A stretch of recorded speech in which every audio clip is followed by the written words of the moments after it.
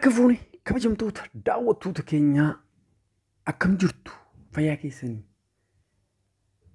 kan amma dhaggeeffataa jirtan Gadaa Tuubiidha. Istiidiyoo Gadaa Tuub teenyee sagantaalee akka raadiyootti wantoota adda addaa babbareedaa ta'e isiniif dabarsuudhaaf istiidiyoo Gadaa Tuub itti argamneerra.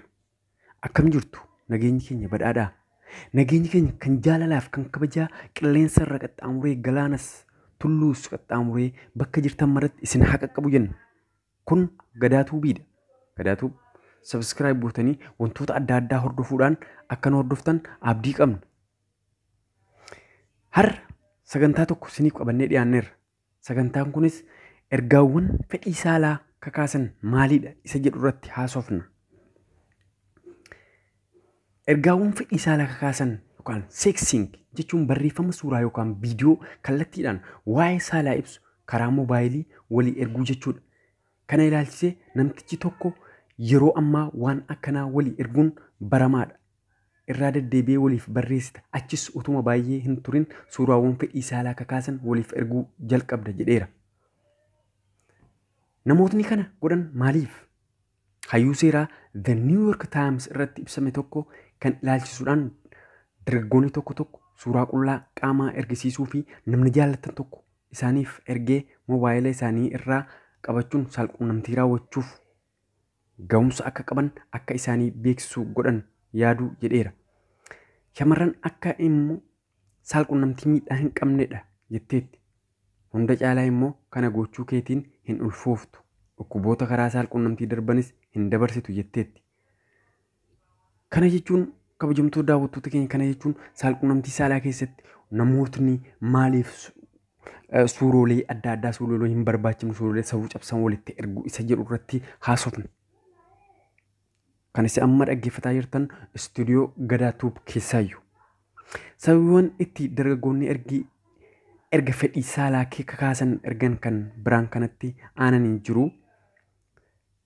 Nama jaallachuu barbaadan tokko kolomsuuf.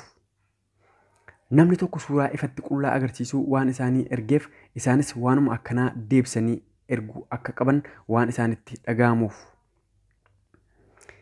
Ergaawwan fedhii saalaa kakaasan miidhaa akkamii qabu isa jedhu irratti immoo ammas gaduma buunee ilaalla.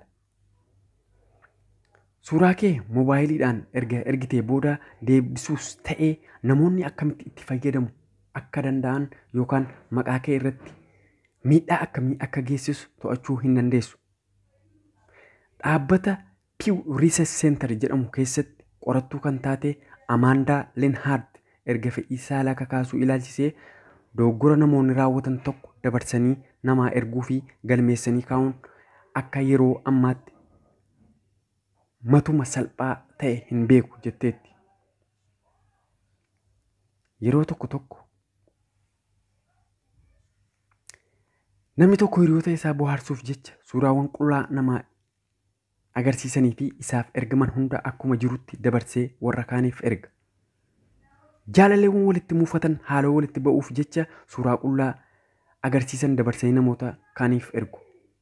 Kabajamtoota daawwattoota keenyaa kun kan daawwataa jirtan Gadaa Tuub akka ta'e hin dagatinaa. Gadaa Tuub yeroo hundumaa wantoota bohaartuu fi babbareedoo ta'an barsiisoo ta'anii fi barnoota qaban hawaasa isaatiif ga'uudhaaf kaayyeffatee ka'eera. Kaayyoo isaa kanas galmaan ga'uuf hawaasni kun maal gochuu qaba seedhuu Gadaa Tuub hordofee akka nu hordofu abdii qabnaa nu hordofaa isiniin jenna. Beeksisa kana booda walitti deebinaa fayyaa ta'aa nagaa ta'aa hangastuu nu wajjin turaa.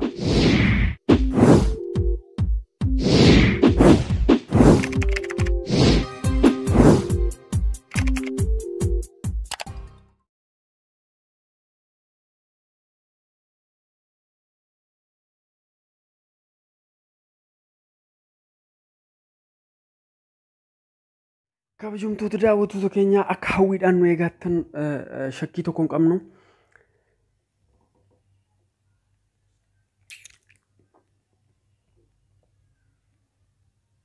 Suuraalee saalquunnamtii fi qullaa ta'an ilaalchisee kana beekta turtee kan jedhu tokko yaada isiniif qooduu barbaanna.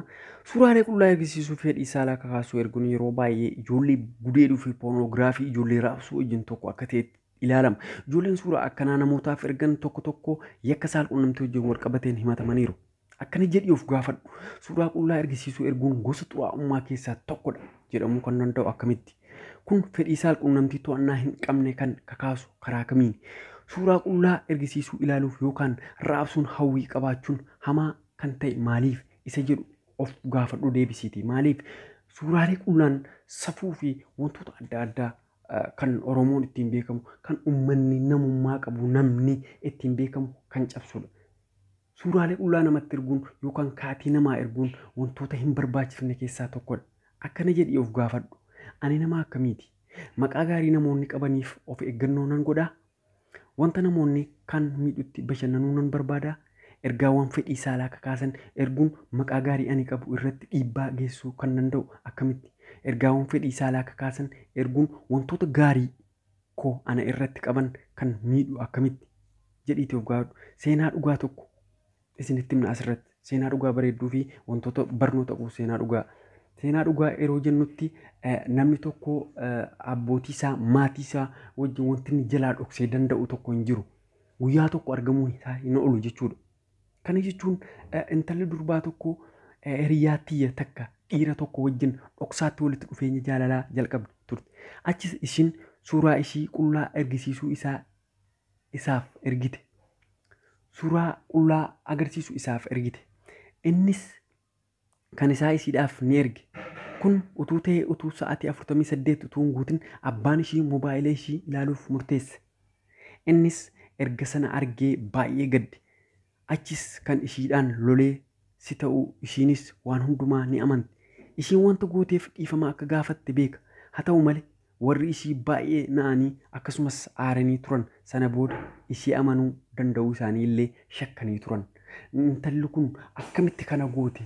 Maaliif kana goote? Utuun jedhanii tura amantaadhuma intala sanarraa qabaniyyuu of shakkanii turan.